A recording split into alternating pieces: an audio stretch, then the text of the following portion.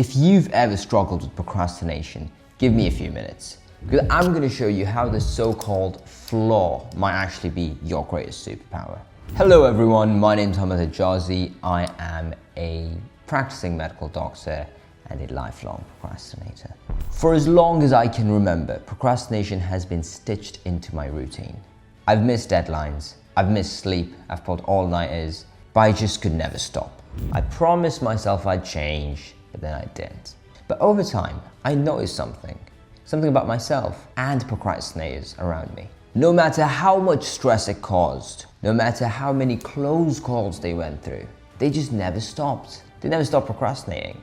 They promised themselves they'd change, but they never did. They knew about discipline, they knew about productivity hacks, the delayed gratification muscle, but they just never could change. They could never shake off this bad habit. And the reason why is actually a lot simpler than you think. Procrastinators keep procrastinating because they keep surviving it. They hit the deadline, they finish the presentation, they pass the exam. Every single time that they have some sort of sloppier, messier, and more stressful version of this success, it reinforces their habits. It makes them think, well, I saw it last time, there's no point shaking off that habit for the next time.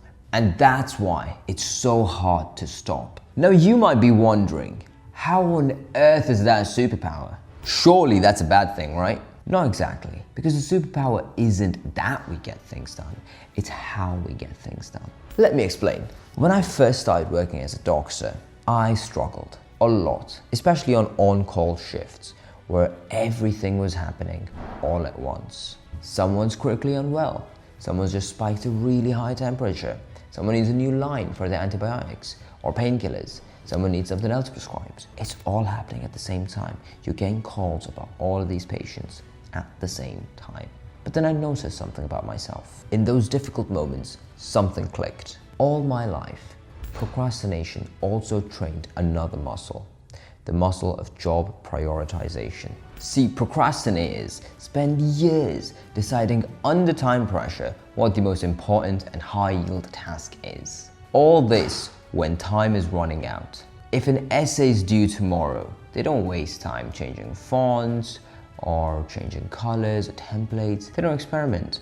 They focus on the stuff that actually gets the marks, gets them the pass. Now that same instinct, powered by years and years of building under time pressure environments, becomes extremely powerful in high pressure professional situations. So when I was faced with emergencies, that mental structure kicked in. I could instantly tell what needed my attention right now, what could wait, what was the single most important thing that I needed to attend to at that moment.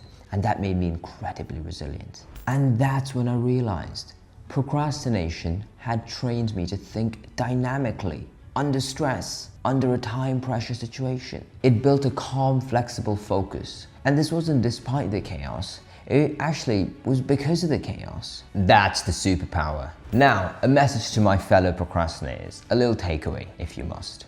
First, take the win. If you spent years wrestling with procrastination, understand that you've built clarity under fire, you've built resilience, you've built task prioritization, instincts. Many people actually never get the chance to build their whole lives. Second, now imagine just how powerful that would be if you could get there without the actual stress. Once you remove the panic, when you could actually use that same clarity under fire without all the chaos. And third, let's start training to get to that position. Start training that delayed gratification muscle.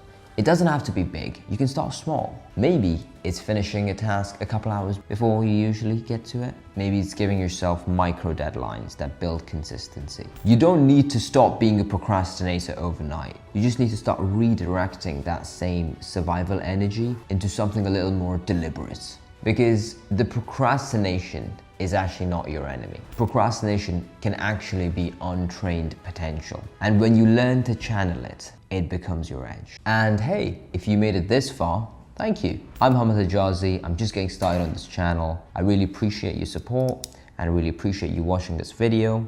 Let me know what you liked about this video. Let me know if you liked the way I broke it down, if you liked the way I explained something, or what could be done better If you enjoy this kind of content, I've got loads more planned. I've got loads more coming. Stick around. See you in the next one.